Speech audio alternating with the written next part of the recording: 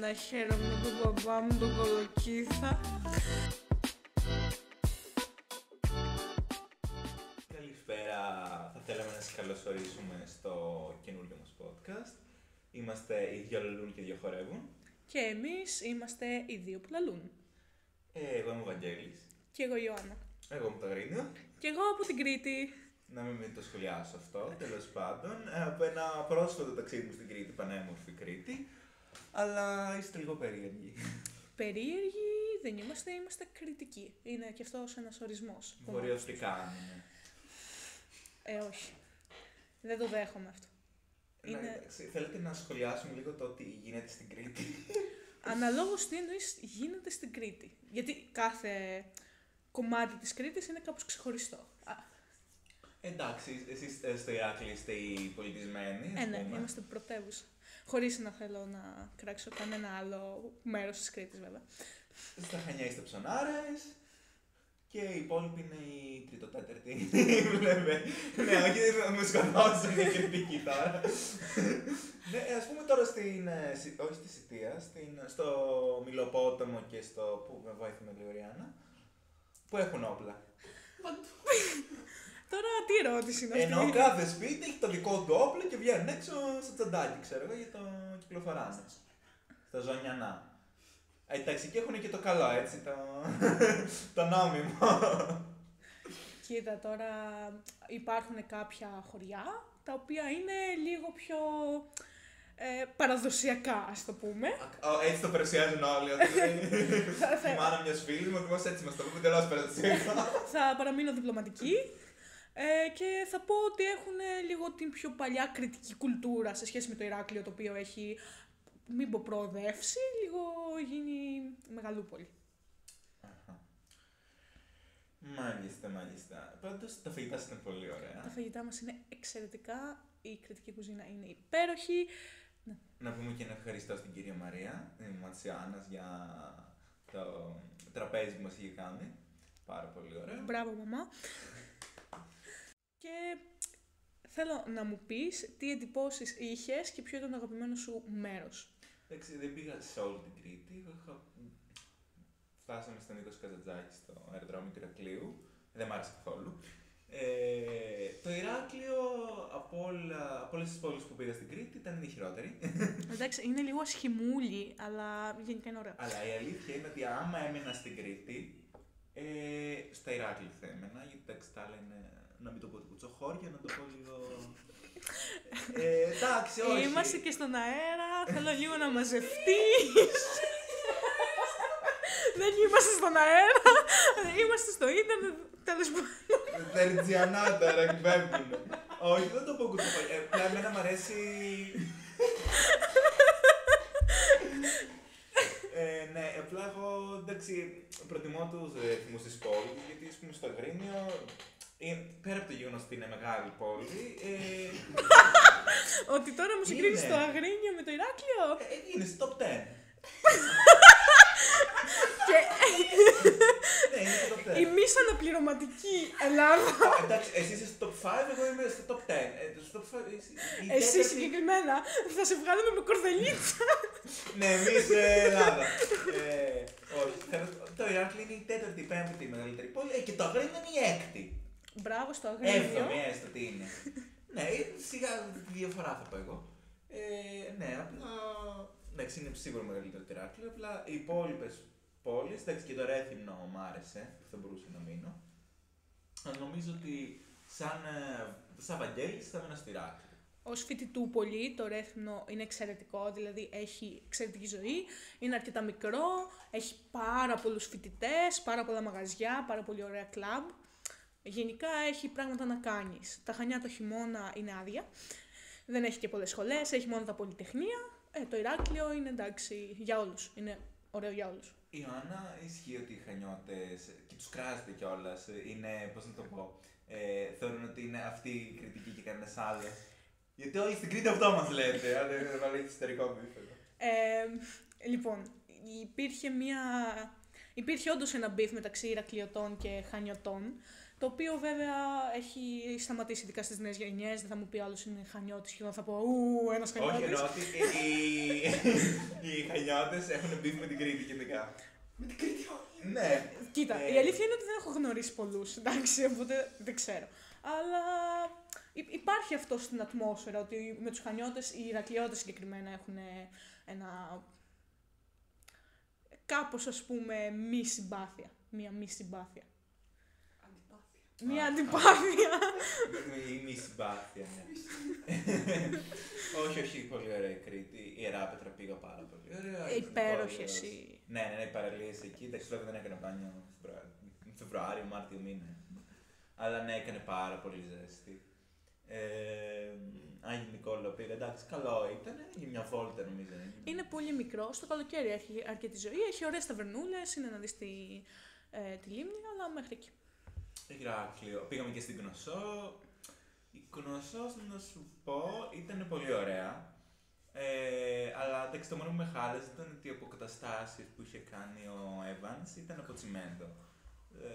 Θα προτιμούσα να είχαν, ας πούμε, κάνει μια πιο φυσική αναπαράσταση των αρχαιότητων. Πώς να το πω. Αλλά ναι, η αίθουσα του θρόνου και το ιερωτείο που έχει διαστηθεί και ο μπιντές της.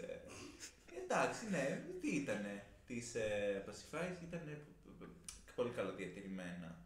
Όπως και κάποια, νομίζω αυτά ήταν πρωτότυπα.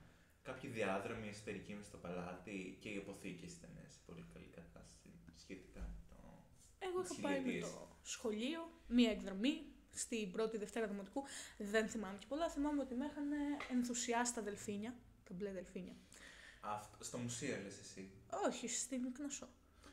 Στα αρχαία. Ναι, τα μπλε δελφίνια και όλες οι τοιχογραφίες και αυτή με τον Ταύρο που λένε ότι δεν είναι πολύ καλή. Είναι αποκαταστάσεις πάλι, δεν είναι πρωτότυπες. Και πάλι εμένα μου είχαν φανεί πάρα πολύ ωραία. Ναι, εντάξει, ήταν και πολύ καλή, να το πω, κουλτούρα βασικά ήταν μια μητριαρχική Ο πολιτισμός. Ο πολιτισμός, ναι. Ήταν νομίζω αρχαιότερος ευρωπαϊκός πολιτισμός. Δεν μιλάμε για παγκόσμιο, γιατί υπήρχαν εκεί οι Σουμέριοι και οι Αιγυπτοί. Ναι.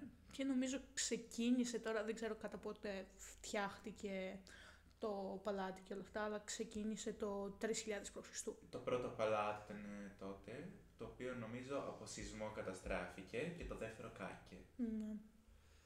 Και ναι, και ήταν και πολύ eco-friendly, να το πω έτσι. Ναι, όχι, χρησιμοποιούσαν πολύ βιώσιμα υλικά για να το χτίσουν και σεβόταν και το ποτάμι, κάτι που δεν θυμάμαι ποιος ποταμός είναι, που εκβάλλουν τέλος πάντων αποχετεύσεις. Είχαν αποχετεύσεις από μόλιβδο βέβαια, αλλά ναι, ό,τι μπορούσε ο καθένας. Πού να ξέρουν ότι είναι τοξικός, Ξέρανε ότι ήταν τοξικός. Σε αντίθεση, ναι, αυτό δεν μπορούσα να το καταλάβω. Είχαμε και ξεναγώ. Μας είπαν ότι γνωρίζανε ότι ο μόλιβδος ήταν τοξικός και το χρησιμοποιούσαν ως αποχετεύσεις και όχι στην ίδρυυση. Κάτι που μου κάνει πολύ μεγάλη αντίθεση με μεταγενέστερους πολιτισμούς. Δηλαδή, πολύ πρόσφατα χρησιμοποιούσαν μόλιβδο και για τα καλλιτικά, ας πούμε, στο Μεσαίωνα. Και τέλος πάντων μου φάνηκε πολύ παράξενο αυτό. Κάπως θα το είχαν διαπιστώσει. Το ξέρανε τόσα χρόνια πριν και οι μετέπειτα το ξέρανε, τέλος πάντων. Σκέψου ότι και μετέπειτα πολιτισμοί δεν είχαν αποχετεύσεις, ενώ είχαν πριν 8.000 χρόνια. Τραγικό και αυτό. Τι λέω, μωρέ, 5.000 χρόνια. Ό,τι ήταν. Ναι. Anyway. Ναι, και μετά εντάξει θα πω και για. Τι να πω. Κάτι θέλω να πω τώρα. Εντάξει, μετά προχώρησε η κουλτούρα σας λόγω και των Αιγύπτων που είχατε. Ναι, όχι, Τουρκο-Αιγύπτιοι ήταν ως επιτοπλίστων στην Κρήτη. Είχαμε και τους Ενετούς. Και τους Ενετούς, ναι. Που ήταν μεγάλη επιρροή. Σε όλα τα κάστρα νομίζω. Ναι, το Ηράκλειο έχει πάρα πολλά ενετικά μνημεία ουσιαστικά και όχι μόνο μνημεία, γιατί π.χ. το Κομμένο Μπεντένι, το οποίο είναι μία από τις 3 πόρτες που έχουμε στο κέντρο, από τα τείχη ολόκληρα, ο Κούλες, όλα αυτά είναι ενετικά. Ήταν μεγάλη επιρροή για την Κρήτη. Και γενικά υπάρχει και ένα βιβλίο μυθιστόρημα, το οποίο έχω διαβάσει, λεγόταν «Η ωραία της Κρήτης». Ωραίο, δεν μου άρεσε το τέλος, τέλος πάντων, το οποίο περιέγραφε πάρα πολύ όμορφα την κατάσταση τότε. Αν και ήταν αρκετά ειρηνική η πολιορκία των Ενετών και γενικά το ότι μας είχαν κατακτήσει τέλος πάντων, θέλανε να... Ναι, είναι τη συντήση με τους Τούρκους. Ναι, ήταν πάρα πολύ πολιτισμένοι. Ναι. Αλλά θέλανε οι κριτικοί ως κριτικοί να αποδιώξουν τους ενετούς, απλά δεν τα κατάφεραν νομίζω και μετά μας κατέκτησαν οι Τούρκοι κατευθείαν ή κάτι τέτοιο. Ναι, δεν... Νομίζω κάτι τέτοιο... Ναι, περάσετε από αρκετά και απελευθερωθήκατε πολύ πρόσφατα σε σχέση με την υπόλοιπη Ελλάδα. Ναι. Ναι. Και εντάξει, σίγουρα εντάξει, λογοτεχνία έχουν μείνει στην γενιά των. Δεν θυμάμαι ποιον. Τέλος πάντων, είχατε πολύ καλούς πεζογράφους και ποιητές. Έχουμε βγάλει μεγάλες προσωπικότητες από την Κρήτη. Και ο Ελγκρέκο από την Κρήτη ήταν, αν δεν κάνω λάθος. Ναι. Και ο Βιντσέντζος. Κορνάρο. Εντάξει, μιλάμε καταπληκτικά. Τώρα πιο Σέξπιρ θα πω εγώ. Καμία σχέση με τον δικό μας. Ναι, εντάξει, δηλαδή θα το σχολιάσω και αυτό. Συγκρίνεται Ερωτόκριτος με το Ρωμαίο και την Ιουλιέτα, 15χρονα που μέσα σε 3 βράδια σκοτώσανε τη μισή Βερόνα. Δεν έχω διαβάσει τον Ρωμαίο και την Ιουλιέτα. Έχω διαβάσει αποσπάσματα από τον Ερωτόκριτο, το οποίο θεωρώ μαγικό, είναι πάρα πολύ ωραίο. Έχω δει κάποια έργα, εντάξει, σχολικές παραστάσεις με τον Ερωτόκριτο, αλλά ήταν πολύ καλές. Εγώ το έχω διαβάσει όλο, και τα δύο. Εντάξει, και... Καταλάβαινες. Ναι, εντάξει, ήταν πολύ δύσκολο, γιατί ήταν σε ελληνικό 15 σύλλαβο νομίζω. Ναι, όχι. Και ήταν και σε τέτοια. Στα κριτικά, ήταν βαριά κριτικά, εγώ δεν καταλάβαινα. Βαριά, ήταν περισσότερο, δεν είναι περισσότερο θα το πω κριτικά, ήταν περισσότερο καθαρεύουσα. Ναι, όντως, ήταν ένα συνδυασμός που εμένα με δυσκόλευε όταν είχα διαβάσει τα αποσπάσματα. Εντάξει, με πήρε καιρό, αλλά μου άρεσε πολύ, με κράτησε και το story. Πολύ ωραία γραφή, πολύ ωραία... Ναι, δηλαδή δεν συγκρίνονται από άποψη γραφής, ιστορίας και... Εντάξει, το τέλος, εντάξει, βέβαια ο Ερωτόκριτος είχε happy end, ας το πούμε. Όχι, στο πούμε είχε, όντως. Σε τι με το Ρωμαίο. Που εγώ θα πω ότι προκατηλημένο, ότι ο Σέξπιρ ήθελε να προκαλέσει, να βάλει ένα δικό του τέλος. Που τότε ήταν πια σάρικα τα happy end, αυτός το... Ναι. Έμεινε στην ιστορία λόγω του πολύ κακού τέλους. Είναι το μόνο που... Ο Σέξπιρ. Ναι. Έχει καλύτερα έργα, εγώ πιστεύω. Αυτό μου φάνηκε ξενέρωτο. Καλύτερα έργα... Έχει πάρα πολύ ωραία έργα. Το μόνο που έχω διαβάσει είναι... Το όνειρο καλοκαιρινής νυχτός. Και αυτό ωραίο. Πολύ ωραίο. Κομμωδία. Ναι. Το έχω παίξει και σε σχολική παράσταση αυτό. Και για πες μας, ήθελα να σου πει τώρα το ρόλο που έκανε η Άννα. Και αυτό το έχω διαβάσει. Ο ρόλος μου ήταν κάτι καταπληκτικό. Κάτι μοναδικό. Κάτι μοναδικό. Το πώς το εκτέλεσα επίσης μοναδικό. Παιδιά, έκανα τον Κολοκυθοανθό. Ναι, η Άννα πρώτης ρόλος ήταν ο Κολοκυθοανθός. Δεν ήταν ο πρώτος μου ρόλος, είχα παίξει και σε άλλες παραστάσεις. Την Μπουλίνα. Όχι. Τον Αλή Πασά. Όχι. Για πες μας. Περίμενε να τελειώσουμε το Κολοκυθοανθό πρώτα. Είχα βαφτεί πράσινη στο πρόσωπο, ολόκληρη, με μια πολύ βαθύ πράσινη μπογιά, βαθιά πράσινη μπογιά. Μια άλλη είχες ρέκ. Οριακά. Εντάξει, κάπου εδώ να πω ότι ο Κολοκυθοανθός είναι εξωτικό θεωρείται. Ήμουν εξωτικό. Ναι, αυτό. Ενώ δεν ήταν κολοκύθι.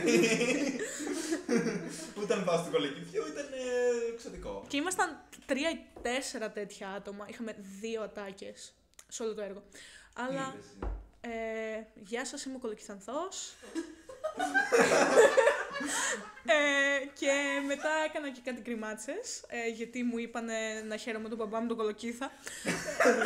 Εντάξει, οκ, δεν ξέρω πώς το εκτελέσανε οι κριτικοί του Κολοκυθανθό. Και μετά είχα βγει χωρίς ομιλία να χορέψω για κάτι, δεν θυμάμαι. Και είχα βγει και στην υπόκληση. Αυτός ήταν ο ρόλος μου σε 2 ώρες θεατρικό έργο. Αλλά εντάξει, είχαμε χάσει πολλές ώρες μάθημα, οπότε. Αλλά αυτό το έκανα στην 6η Δημοτικού. Είχα κάνει πολλές παραστάσεις μέχρι τότε. Η καριέρα της Άννας. Και το μεγάλο μου αποθυμένο μέχρι τώρα, μέχρι αυτή τη στιγμή, είναι ότι στο προνήπιο ή στον παιδικό, δεν θυμάμαι πού, με είχαν επιλέξει για πρωταγωνίστρια και εγώ έπαθα μια παιδική αρρώστια, όχι ανεμοβλογιά, κάτι άλλο, δεν θυμάμαι τώρα. Και έκλαιγα όλη μέρα και αναγκάστηκαν οι γονείς μου και η δασκάλα μου να μου πούν ότι ακυρώθηκε η παράσταση, για να μην μου πούν ότι κάποια άλλη έκανε την πρωταγωνίστρια στη θέση μου. Βλένει βλάχα από μικρή Άννα. Και την επόμενη χρονιά που ήμουν καλά, έκανα την καθαρίστρια, παιδιά. Δηλαδή, δείτε τώρα μια ατυχία. Όχι, τι τέτοιο είναι αυτό. Ναι. Κριτικοπούλα, καθαρίστρια, μου φόρεσα στολή. Εγώ δεν έχω κάνει ποτέ πρωταγωνιστικό ρόλο, να πω την αλήθεια, και είναι το μεγάλο. Όχι, έχω κάνει. Παιδιά, ναι, και εγώ η πρώτη φορά που έκανα πρωταγωνιστικό ρόλο και ήταν σε θεατρικό φεστιβάλ στο Λύκειο με κανονικό σκηνοθέτη. Έσκασε ο COVID και μας τα μπει όλα. Πραγματικά. Έχεις πει τα τόσα, το μπει εδώ. Ναι. Έχω πει, εντάξει, μπορώ να βρίζω. Ναι, τέλος πάντων, εγώ νομίζω ότι. Δεν είπα, τέλος πάντων, anyway. Ναι, κάναμε εργάρα, δεν το ξέρουν πολλοί. Είναι το Αρσενικό και Πλέα Δαντέλα, υπέροχο. Γράφτηκε το 1940. Ήταν αρχικά θεατρικό έργο, μετά έγινε και ασπρόμαυρη ταινία με τον Γκάρι Γκραντ. Πάρα πολύ ωραία ταινία και ήταν μαύρη κομμωδία. Υπέροχο, έκανε τον πρωταγωνιστή. Ήταν όλο αγγελικά πλασμένο στο κεφάλι μου. Αλλά ναι, έσκασε ο COVID και πήγαν όλα χάλια. Πριν από αυτό έκανα πάρα πολύ ωραίους ρόλους. Είχα κάνει μια πράσινη πασχαλίτσα στον νηπιαγωγείο. Ναι, που την κοροϊδεύουν όλα τα υπόλοιπα παιδάκια. Γιατί ήταν πράσινη. Ήταν πράσινη, ναι. Ήταν για το bullying. Τι διάκριση είναι αυτή. Ναι. Έκανα, τι άλλο έκανα. Και μετά επειδή είμαι μπιτσάρα, ψωνάρα και όλα τα συναφή, έκανα συνέχεια τους μάγους. Και τις 3 έγραφα από τους μάγους στην σχολική παράσταση για τα Χριστούγεννα. Πάντα τα Χριστούγεννα κάνατε. Για τη γέννηση του Ιησού πότε θα κάνουμε, το Πάσχα. Πάντα εσείς κάνατε τα Χριστούγεννα, το δικό μου το σχολείο δούλευε αλλιώς. Όχι, έκανα στο νηπιαγωγείο και στην πρώτη, στη Δευτέρα Δημοτικού. Όχι, στη Δευτέρα Δημοτικού, στην πρώτη Δημοτικού κάναμε για το καλοκαίρι.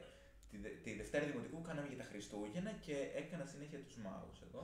Στο καλοκαίρι τι έκανες? Στο καλοκαίρι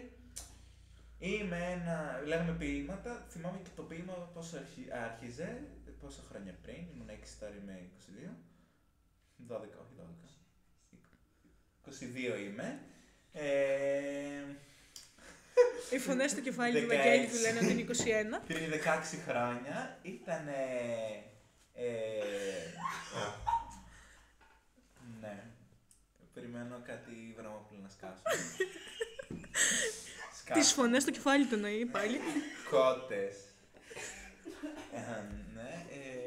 Είμαι ένα παιδάκι. Θυμάσαι το ποίημα? Ναι, περίπου το θυμόμουν. Είμαι τόσο μικρό, μα πηγαίνω στο σχολείο.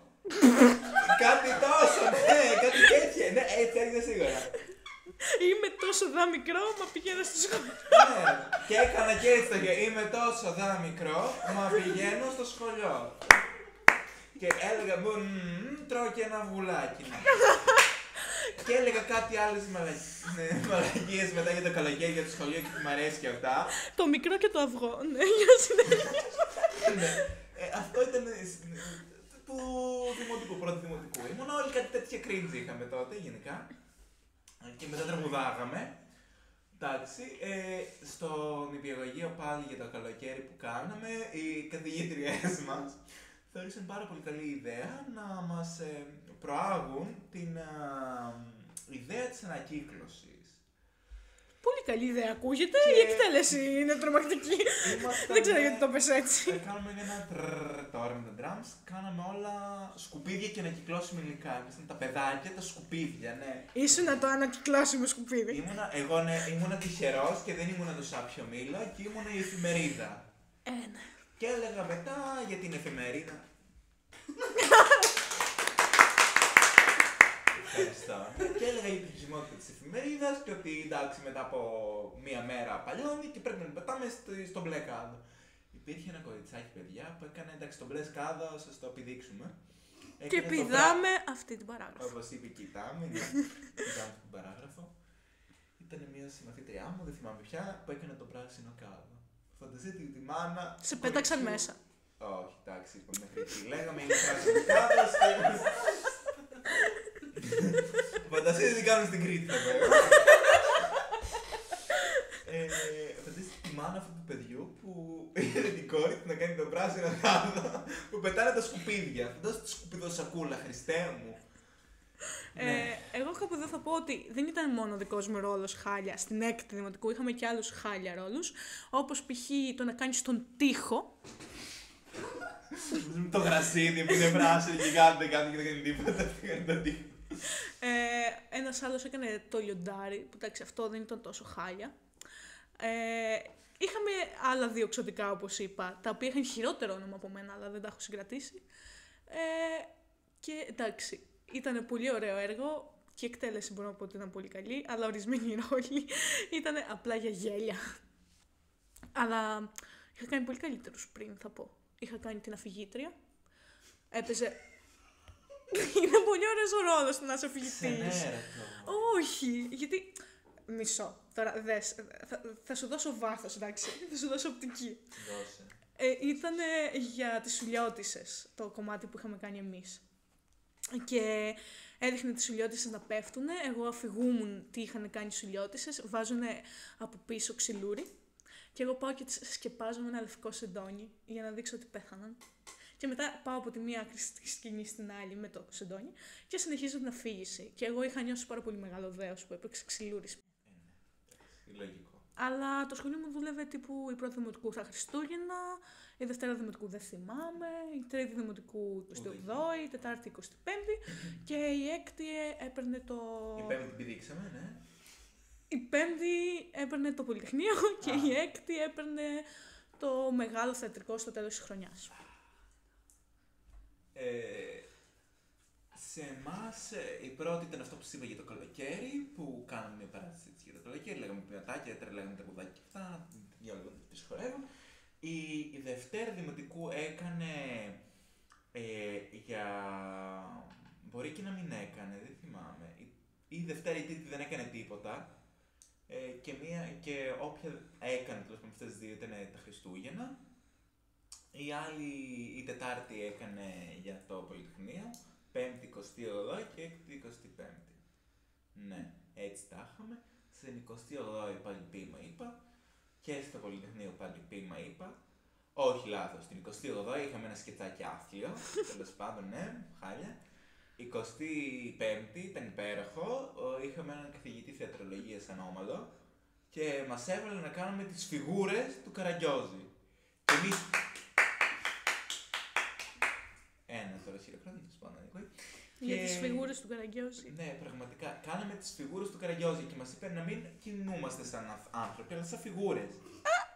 Και ήταν το error το ίδιο, ναι, ήταν σαν υπήρχε κάποιος καραγκιόζοπαίκτης και να μας κουνούσε, αόρατος. Έτσι και καλά τα σχολεία στο όλο θέμα, έτσι. Ήταν δημιουργικό όμως, Βαγγέλη. Δημιουργικότητα και έκανα το νιόνιο του Δοντζακινθινό. Μάλιστα. Εγώ έχω κάπου εδώ να σχολιάσω ότι έχω στο δημοτικό συμμετάσχει και σε βίντεο κατά του bullying, γιατί τον έφερε πριν και ήθελα να το επισημάνω, το οποίο υπάρχει και στο YouTube ακόμα, αλλά δεν θα το πω για να μην πάτε να το δείτε. Και επίσης, ως παιδάκι... Το θήτη έκανες, θυμάμαι. Ναι, έκανα το θήτη. Κοροϊδεύα μια κοπέλα για τα παπούτσια της και της έλεγα ότι είναι αγορίστικα γιατί ήταν κίτρινα. Και μάλιστα είχα βάλει τα κλάματα γιατί δεν ήθελα να κάνω το θήτη. No sense το εγχείρημα, πράξη, δεν ξέρω και εγώ τι ήταν αυτό. Και είχαμε μια τέλεια λήψη και τέλειωσε η μπαταρία της κάμερας και τελικά πήραμε μια άλλη. Πολύ μεγάλο πλήγμα για μένα. Τέλος πάντων, κάπου εδώ θα πω ότι έκανα θεατρικό παιχνίδι ως παιδάκι και είχα κάνει τη Γοργόνα και την αρχαία Ελληνίδα με στολές που μου είχε ράψει η γιαγιά μου. Πολύ περήφανη γι' αυτό. Δεν τα θυμάμαι, αλλά πρέπει να υπάρχουν βίντεο. Από μικρή στο θέατρο. Με το πικ μου τον Κολοκυθανθό. Καλά, και δεν θα σου πάρει το πικ, ναι. Έχω να πω ότι αυτή ήταν η ατάκα μου γνωρίζοντας νέο κόσμο. Δεν ξέρω πώς μου μίλησαν μετά από αυτό. Είναι, ναι, νομίζω σαν να παίζεις... Όχι, το δικό μου ήταν περισσότερο αυτό. Όχι τόσο με τον Κολοκυθανθό. Είναι σαν να παίζεις στη μεταμόρφωση του Κάφκα τον πρωταγωνιστή. Να κάνεις μια κατσαρίδα. Νομίζω ότι είναι το ίδιο. Αυτό αυτό είναι με την πράσινη πασχαλίτσα, τον πράσινο πασχαλιά. Δεν ξέρω καν αν υπάρχει αυτό, ήταν φαντασία των. Ναι, αλλά δεν το έχεις χρησιμοποιήσει ποτέ για να πεις ότι είχα κάνει την πράσινη πασχαλίτσα. Κάνει την πράσινη πασχαλίτσα. Έτσι. Σαν να λες, έκανα την κατσαρίδα στον Κάφκα στην μεταμόρφωση. Εντάξει, αυτό είναι και λίγο διανοούμενο. Εντάξει, και αυτό ήμουν και εκεί πρωταγωνιστής. Ναι, σε παρακαλώ. Αν έκανα και αυτό τον πρωταγωνιστικό ρόλο και νομίζω με βάλανε οι καθηγήτρες, ήταν το πιο ήσυχο παιδάκι και λένε εντάξει, αυτό το σίγουρα το κάνουν bullying. Αυτό το βάλουν να είναι μέσα στο πετσί του ρόλο. Δεν ξέρω. Κάπου εδώ πιστεύουμε ότι είναι η ώρα να σας αποχωριστούμε για τώρα. Έπεται εξαιρετική συνέχεια. Αρκετά ξεφτυλιστήκαμε για αυτή τη φορά. Ευχαριστούμε πάρα πολύ που κάθετε μέχρι τέλος. Αν αντέξατε δηλαδή. Από τους δυο λαλό. Αντίο. Γεια!